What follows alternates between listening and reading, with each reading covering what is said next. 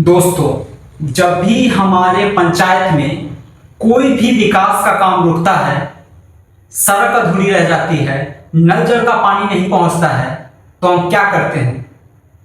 मुखिया जी के घर का चक्कर लगाते हैं, वार्ड सदस्य के घर के आसपास घूमते हैं या फिर किस्मत को दोष देकर बैठ जाते हैं। लेकिन क्या आपने कभी ये सोचा है कि जिस मुखिया या वार्ड सदस्य के आगे आप हाथ जोड़ रहे हैं, उनके घर का चक्कर लगा रहे हैं, उनको उस कुर्सी पे बैठाने वाला आप खुद हैं। भारत के पंचायती राज कानून ने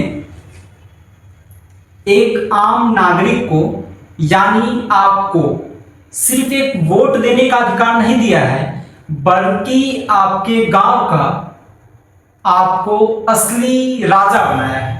जी हाँ, देश के संविधान ने एक आम आदमी को ऐसी अधिकारें दे रखी है कि अगर वाकई में आप अपने अधिकार पहचान ले तो मुखिया हो, सरपंच हो, वार्ड मेंबर हो या बड़ा से बड़ा अधिकारी आपके सामने आकर जवाब देने को मजबूर हो जाएगा। आज के इस वीडियो में हम जानेंगे कि पंचायती राज में एक आम आदमी के पास क्या क्या अधिकार हैं। आप घर बैठे अपने गांव के विकास का फंड का हिसाब कैसे ले सकते हैं। वीडियो अंत तक जरूर देखिए, क्योंकि ये वीडियो आपके हक के लिए है। आइए शुरू करते हैं। नमस्कार साथियों, विशाल वाणी में आपका स्वागत है। मुखिया, सरपंच, वार्ड सदस्य की बात हो गई।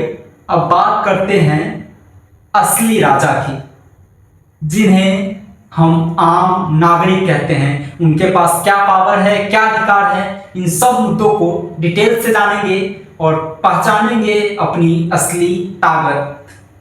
सबसे पहले बात करते हैं आपकी सबसे बड़ी पावर यानी ग्राम सभा।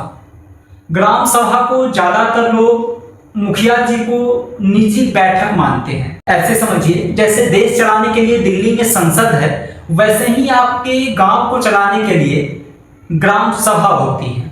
और इस संसद के सांसद कोई नेता नहीं, बल्कि आपके गांव के हर वो नागरिक है जिनका नाम वोटर लिस्ट में है।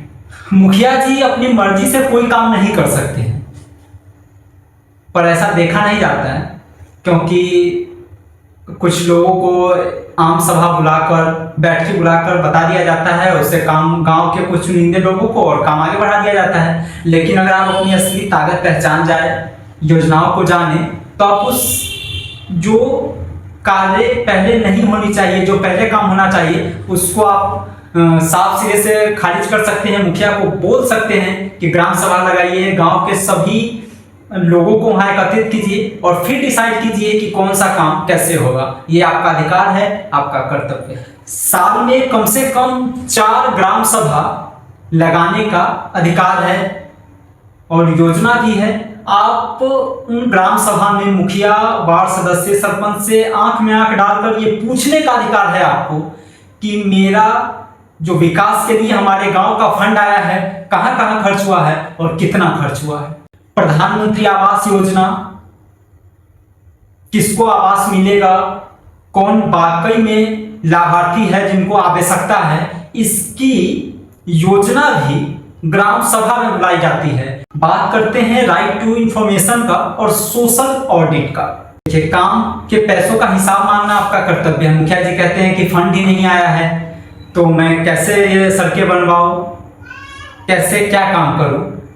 पर ये जानकारी रखने के लिए सरकार आपको 2 बड़ी हथियार दे रखी है। एक आम नागरिक के नाते मात्र 10 रुपये का एक फॉर्म भरकर आरटीआई करके आप अपने गांव में कितना फंड आया है, कितना खर्च हुआ है, जानकारी ले सकते। सड़क में कितनी ईंटें लगी है, कितनी सीमेंटें लगी है, वेंडर को कितना मिला है, इसका पूरा ब्यौरा का एक कॉपी सरकार आपको देने के लिए बाध्य है। पर लोग अपने अधिकार नहीं जानते हैं, अपनी क्षमताओं को नहीं पहचानते हैं, जिसकी वजह से जिसको जैसे मन करता है वैसे सड़कें बनती है। आजकल सड़कों का हालत आपको पता ही है कि आज बनते हैं और 15 दिन में टूट के गड्ढे, यहाँ गड्ढा वहाँ गड्ढा हो जाता है। तो आपको अधिकार है, अपने अधिकारों को पहचानिए। अब बात करते हैं सोशल ऑडिट का। सरकार के नियमों के अनुसार गांव में होने वाले हर काम का सोशल ऑडिट होता है, पर पता नहीं चलता है, जिसमें गांव के ही लोगों की एक कमेटी बनती है।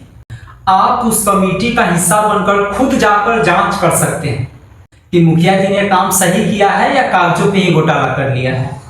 सूचना पट या इंफॉर्मेशन बोर्ड, जो भी सड़कें आजकल तो देखते हैं, जहां भी सड़कें या जो भी काम होता है वहां एक सूचना बोर्ड लगता है। इसमें कितना कब बना, कितना खर्च आया, इसके रख रखाव में कितना, अगर नहीं है तो आपका अधिकार है, आप पूछिए और इसका जानकारी देना मुखिया जी का कर्तव्य है। और एक और हथियार है आपके पास, ऑनलाइन निगरानी का ताकत। दोस्तों, अब जमाना बदल चुकी है, डिजिटलाइजेशन हो चुका है, तो मुखिया जी आपको बेवकूफ नहीं बना सकते हैं, क्योंकि सरकार ने सारी व्यवस्थाएं ऑनलाइन कर रखी है। एक आम आदमी के पास अपने मोबाइल में ही अपने गांव पंचायत की पूरी लेखा जोखा देख सकते हैं। ई ग्राम स्वराज पोर्टल या ऐप पर जाकर आप सारी जानकारी देख सकते हैं। आप वहां पे सेलेक्ट कीजिए अपना जिला, गांव, कस्बा, मोहल्ला, और वहां आप देख सकते हैं कि आपके गांव में कौन सा विकास हुआ है, कितना फंड आया है, कितना खर्च हुआ है, कहाँ कौन सा व्यवस्थाएं हैं, सारी इंफॉर्मेशन डिटेल्स में होती है। सब आप उंगलियों पे रख सकते हैं। आप देख सकते हैं कि किस वार्ड के लिए कितना पैसा आया है, कितना फंड आया है, कितना खर्च हुआ है और कितना बचा है, मुखिया जी ने किस डेट को कितना पैसा निकाला है, किस काम के लिए निकाला है। अगर आपके घर के बगल वाले सड़क के लिए पैसा निकला है, अगर वो नहीं बना है, तो आप सीधा डिस्ट्रिक्ट मजिस्ट्रेट डीएम साहब को या लोक शिकायत निवारण पदाधिकारी को भी आवेदन लिख सकते हैं। तो साथियों, सच तो यह है कि पंचायती राज व्यवस्था में सबसे कमजोर मुखिया, सरपंच या वार्ड मेंबर नहीं है, बल्कि हम और आप है, जो अपने अधिकारों को सही तरीके से नहीं जानते हैं। और सबसे मजबूत वो नागरिक है जो अपने अधिकारों को जानते हैं। तो आप भी मजबूत बनिए, अपने अधिकारों को पहचानिए। जब तक आप चुप रहेंगे, आपके गांव में भ्रष्टाचार और ज्यादा फलता और फूलता रहेगा। जिस दिन आप ग्राम सभा में जाकर बैठकर मुखिया, सरपंच, वार्ड सदस्य से आंख में आंख मिलाकर सवाल पूछना शुरू कर देंगे, उस दिन आपका गांव, आपका पंचायत एक आदर्श गांव की तरफ पहला कदम उठा लेगी। याद रखिए, आप जनता है और लोकतंत्र में जनता ही जनार्दन है। अब बारी आपकी है, कमेंट करके बताइए कि आपके ग्राम में कब ग्राम सभा लगते हैं, आपको इसकी जानकारी होती है या नहीं, कि आप बिजी होने का नाटक करते हैं, अपने गांव में जाते नहीं हैं। तो गांव में जरूर जाएं और अपनी आवाज बुलंद। अगर इस वीडियो ने वाकई में आपको जागरूक किया है, आपके अपने अधिकारों से अवगत करवाया है, आपको सोचने पे मजबूर किया है, तो कमेंट करें, लाइक करें, जागरूक बने, अपने अधिकारों को पहचानें।